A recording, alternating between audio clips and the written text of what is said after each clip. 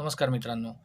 अनेकदा अशा काही केसेस येतात, की मी माझ्या ओळखीच्या मित्राला तो शेअर मार्केटमध्ये मला महिने 10% देणार होता, म्हणून काही पैसे दिले होते. त्याच्या बदली त्यांनी परतफेडीकरता काही चेक दिलेला होता आणि तो चेक आता बाउन्स झालेला आहे. आता मी त्याच्यावरती 138 ची केस दाखल करू शकतो का?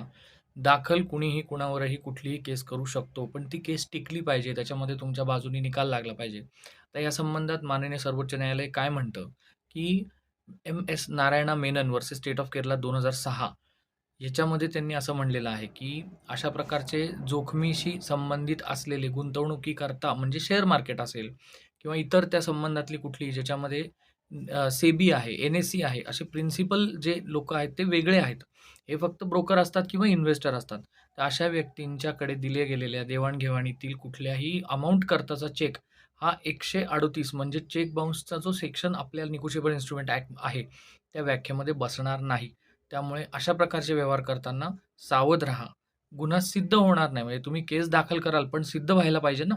तर ती सिद्ध होणार नाही, हे लक्षात ठेवा. जय श्रीराम.